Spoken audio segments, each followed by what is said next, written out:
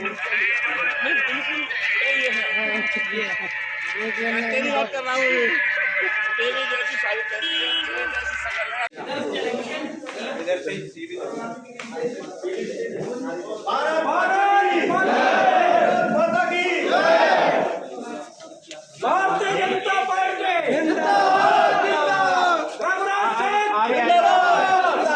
नरेंद्र मोदी ठीक है, तुम खड़े हो जाए। राजू भैया राजू भैया बीएल वर्मा जी बीएल वर्मा जी धर्मपाल लोधी जी धर्मपाल लोधी जी साक्षी महाराज जी साक्षी महाराज जी स्वामी प्रवक्तानंद जी स्वामी प्रवक्तानंद जी मोदी योगी मोदी योगी रघुराज साहब जिंदाबाद रघुराज साहब जिंदाबाद माता की चुनाव जीते, क्योंकि जब भारत माता का उद्घोष व्यापक हो जाए, सर्वजन के हृदय की अंदर की आत्मा जब बोल जाती है, क्योंकि भारत माता हम सबकी माता है। और ये चुनाव मेन का जो चुनाव है, ये चुनाव किसी एक व्यक्ति का चुनाव नहीं है,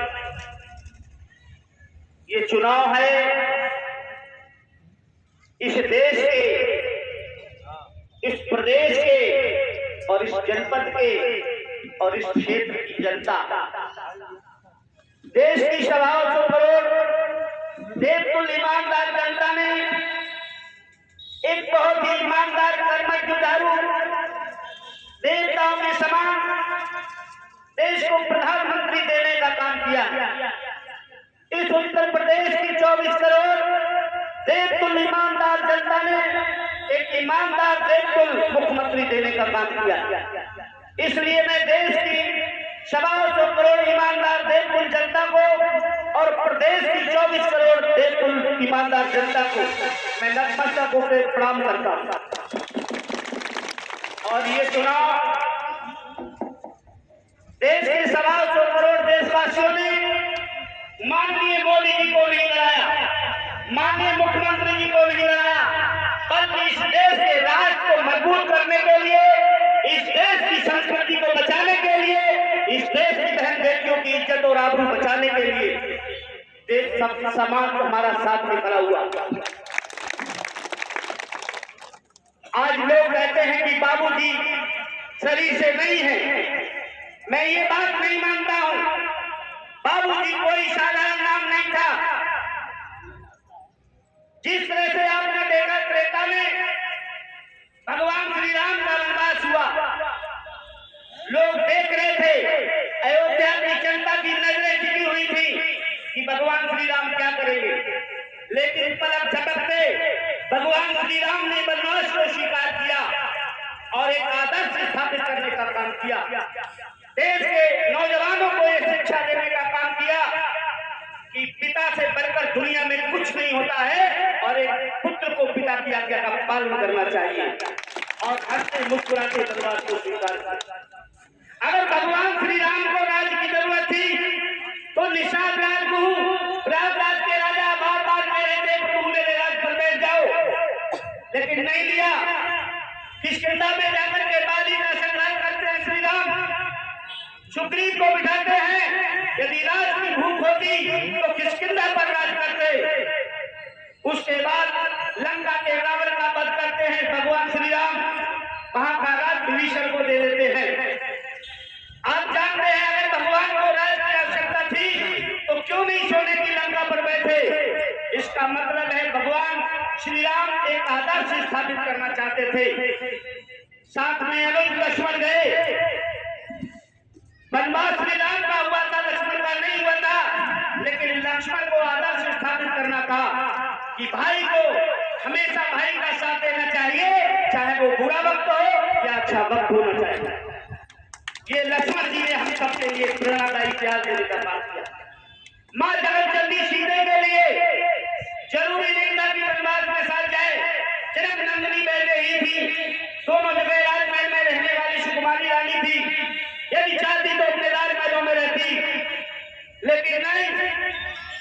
इतिहास स्थापित किया, एक आदर्श दिया देश की बहनों के लिए कि पति बुरा हो या भला हो, अच्छे समय में हो या बुरे समय में, हर समय एक पत्नी को अपने पतिव्रता का धर्म का पालन करते हुए पति की अनुचरी बनकर उनका साथ देना चाहिए। ये मर्यादा पुरुषोत्तम भगवान श्री राम ने किया और उन्हीं के पद पर चलते हुए हमारे देश के, हमारे प्रदेश के लोकप्रिय परम पूज्य श्रद्धेय बाबूजी श्रीमान कल्याण सिंह जी, जिन्होंने रामलला के आदर्शों पर चलने का काम किया और अपने रामलला के भव्य मंदिर बनाने के लिए मुख्यमंत्री की सीट पर लात मारा। हम ऐसे बन सकते वीर पुत्र हैं और ये लोकसभा मैनपुरी की बात क्या, हम पूरे उत्तर प्रदेश को जिताने की ताकत रखते हैं। हमारे सबके अंदर बाबूजी का रक्त बहना है। जब हमारे बाबूजी इस देश के लिए, प्रदेश के लिए, देश की जनता और माता और बहनों की इज्जत बचाने के लिए कुर्सी पर लात मार सकते हैं, तो भी मुख्यमंत्री की, तो हम आप सब लोग समझ लें कि आज ये चुनाव रघुराज साहब जी का नहीं है, ये चुनाव है बाबूजी के आदर्शों पर चलने का। और हम सब लोगों के बीच में हमारे नेता, जिनके निर्देशन में हम राजनीति में आगे बढ़े और बढ़े हुए, आपके द्वारा, आपके सहयोग से स्वामी प्रवक्तानंद को विधानसभा 128 पर खेड़ा से टिकट मिला। आपके द्वारा हम लोग आगे बढ़े और रोहिलखंड मंडल में जीत करके हमने एक इतिहास स्थापित किया। लेकिन इसका मतलब ये कतई नहीं है कि प्रवक्तानंद नेता है। नेता हमारे राजू भैया हैं और थे और रहेंगे। हम बाबूजी के आदर्शों पर चलने का काम करेंगे, लेकिन ये काम तभी संभव है जब आप सब लोग खड़े हो जाएंगे, क्योंकि आप सबका बल हमारे साथ जब जुड़ेगा, भैया के साथ हम जुड़ेंगे, तो निश्चित ये बल हमारा मजबूत होगा और देश के लिए ईमानदार प्रधानमंत्री और उत्तर प्रदेश के लिए ईमानदार मुख्यमंत्री बार बार मिलते रहेंगे।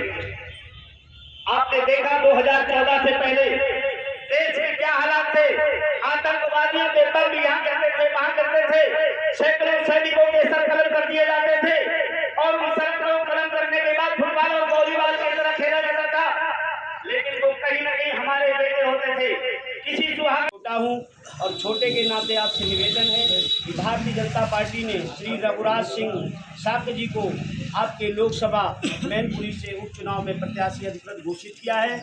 आप सब लोग आने वाले 5 दिसंबर को कमल के फूल के सामने वाला बटन दबा करके उन्हें विजयी बनाएं और हमारी शुभकामनाएं आपके सदा साथ हैं। आप सब भारत माता की जय, भारत माता की जय। बाबूजी कल्याण सिंह जी, बाबूजी कल्याण सिंह जी, आदरणीय BL वर्मा जी, आदरणीय BL वर्मा जी, जय हिंद जय भारत। इनके परिवार का नहीं की बल्कि राष्ट्रवाद की राजनीति की। कौन सी राजनीति की? जब हमारा राष्ट्र मजबूत होगा, हमारा देश मजबूत होगा, हमारे देश की बहन बेटियां सुरक्षित रहेंगी, हमारे माता पिता सुरक्षित रहेंगे, तो ये हमारा देश, हमारा राष्ट्र, हमारी संस्कृति मजबूत रहेगी। तो रहेगी कि नहीं? तो ऐसे नेता मिलना इस दुनिया में दुर्लभ हैं। लाखों वर्ष बीतने के बाद श्री कृष्ण आए थे, लाखों वर्ष बीतने के बाद कल्याण सिंह जैसे नेता आए और लाखों वर्ष बीतने के बाद आज मोदी और योगी जैसे नेता आए हैं। ये रोज जन्म लेने वाले नहीं, इसलिए हमें चूकने की आवश्यकता नहीं है। हालांकि उत्तर प्रदेश में और देश में हमारे लिए किसी भी सांसद या विधायक की, क्योंकि हमारी पूर्ण बहुमत से सरकार केंद्र में भी है और प्रदेश में भी है, परंतु उपचुनाव का मतलब ये नहीं है कि हम इसको इग्नोर करें। हमें ये सीट भी जीतनी है, क्योंकि हमारा मैनपुरी का क्षेत्र, हमारा मैनपुरी का जनपद आज तक एक ही परिवार शासन करता रहा और जिसके बच्चे, मुझे बताया गया रास्ते में, एक छोटा सा बच्चा भी उस जाति का आता था, हमारे लोगों को गाली देकर चला जाता था, हमारे बड़े बुजुर्ग गाली सुनकर रह जाते थे। लेकिन आज किसी की हिम्मत नहीं है कि आज हमारे आप लोगों की बिल्कुल गाली दे। बताओ बात सही है कि नहीं? तो कांग्रेस मुक्त भारत माननीय मोदी जी ने बनाया, कांग्रेस मुक्त भारत मोदी जी ने बनाया। आप लोग इस बार मैनपुरी को सपा मुक्त बना दो, सपा के लिए सपा कर दो, नहीं तो एक ही परिवार शासन करेगा। ऐसा प्रत्याशी भारतीय जनता पार्टी ने उतारने का काम किया है, जिनका नाम रघुराज सिंह साक्य है, जो हमारे और आपके बीच के हैं, ओबीसी पिछड़ी जाति के हैं, हमारे आप सबके परिवार के हो सकते हैं, हमारी अपनी आपकी किसी जाति के हो सकते हैं। ऐसा प्रत्याशी जो मिलनसार है, घुला मिला हुआ है, आप सब जानते हैं, ईमानदार छवि है, और निश्चित रूप से भारतीय जनता पार्टी ने उनके लिए अधिकृत रूप से इसलिए प्रत्याशी घोषित किया और हमारा चुनाव निशान कमल का फूल है। आने वाले 5 दिसंबर को आप सबसे पहले उठें, सबसे पहले उठें, पहले मतदान बाद में जलपान। सबसे पहले आप लोग वोट डालने जाएं, क्योंकि दंगे कराते हैं, बूथ कैप्चरिंग लोग करा देते हैं, इसलिए पहले जो वोट पड़ जाता है वो अपना शुक्र होता है। तो सबसे पहले अपना वोट डालने की कोशिश करें, क्योंकि माहौल बना हुआ है। मैं आज 6 दिन हो गए, मैं देख रहा हूँ इस तरफा भोगांव जीत रहे हैं, हमारी भोगांव विधानसभा में, और इस तरफा लोग कह रहे हैं कि भोगांव में हम लोग बहुत वोटों जीतने वाले हैं। लेकिन ये माहौल बनाए रखना है,